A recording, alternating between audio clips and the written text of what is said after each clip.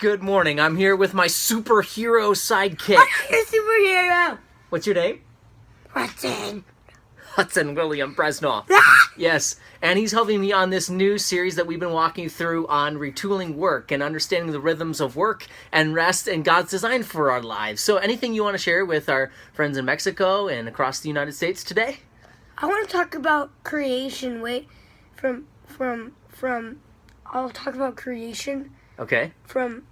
Remember a few days ago he did Devotional 2. Yep. Remember that? He talked about Genesis chapter 1 and Genesis chapter 2 and about all the history. Like, it would be that many. Okay, What did you want to tell them but from there's the gonna book of be the a Revelation? last Though? war in the world. Yep. It's called Revelation. Thank you, Hudson, for that fantastic introduction. Good morning to all of you. I'm so glad to be talking with you this morning. Over the last week, we've been talking about God's design and pattern for work and for rest. Retooling work, as you might say. The word retooling comes from the tool and die industry or machining industry. And when a factory needs to produce a new kind of part, maybe that's a wheel or a hubcap or an engine component, they need to retool those machines in order to produce that new part. And I believe that our understanding of work and rest needs to be retooled in order to be in alignment with God's pattern for it.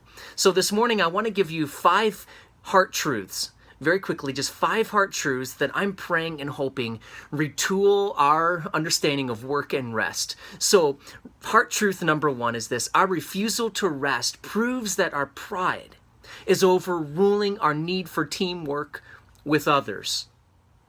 Our refusal to rest proves that our pride is overruling our need for teamwork with others. We can't do it alone. We need each other. God's designed us like that. And in Exodus chapter 18, we find Moses in this interesting conversation with his father-in-law, Jethro. Jethro sees Moses working morning, noon, and night, and all the people are coming to him. And Moses says, I alone can answer these questions. They come to me to inquire about God. And Jethro observes this going on. He says, the thing you are doing is not good, my boy. You can't do this. You surely will wear out both yourself and all the people with you. And here's the bottom line. In Exodus chapter 18, verse 18, he says this: you cannot do it alone, for the task is too heavy for you. You'll wear out. You and everyone around you. And perhaps you found yourself in that you're worn out and people around you are worn out. You cannot do it alone. Perhaps your pride is overruling your need for teamwork with others. You're not letting people help you, or you're not letting others take responsibility. We all need to delegate responsibility to capable people around us. And Moses learns that.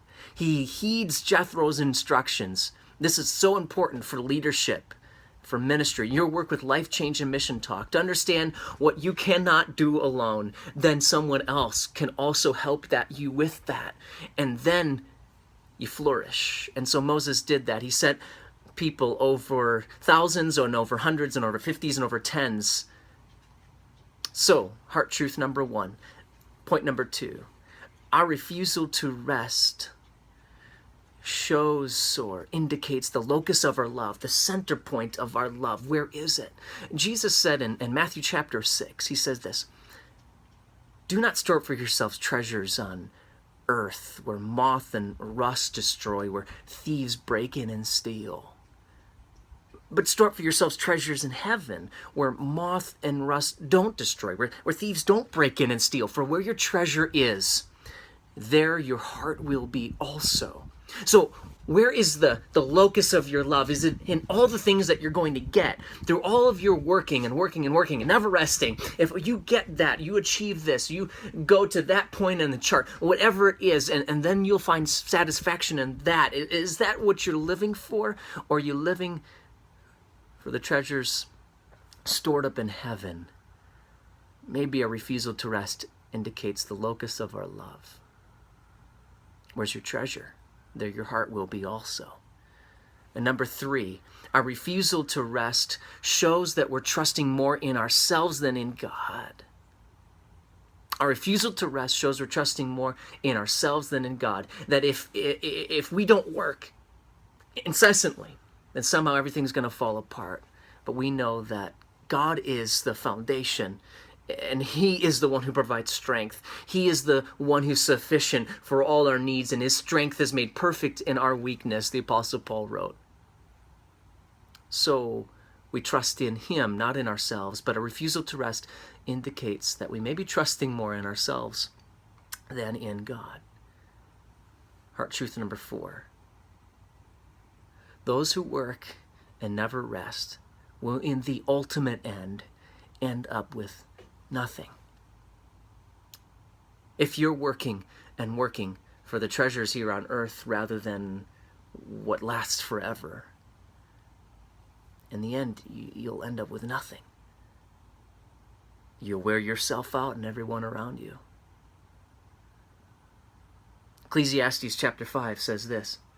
Ecclesiastes chapter 5. He who loves money will not be satisfied with money, nor he who loves abundance with its income. This too is vanity. It's like vapor. It vanishes. It's a waste. Where's the locus of your love? But also, what are you living for? Are you working and never resting, and in the ultimate end you end up with nothing, just vapor, because you're living for something that doesn't last? But we are living for what really lasts. The mission of God, His purposes in life, the truth of Christ, not the things of this life, but the grace and the mercy of Jesus Christ. He is who we're living for. So in the ultimate end, we won't end up with nothing. We will be with Him, Jesus.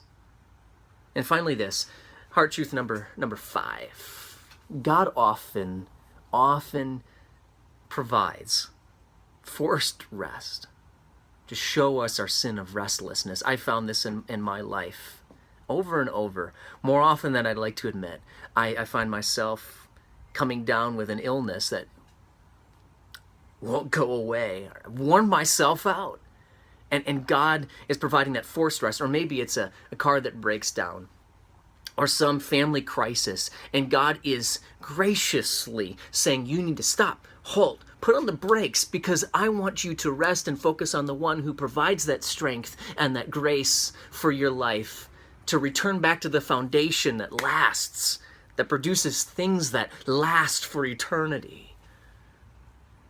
Maybe you're finding yourself in a place of forced rest right now.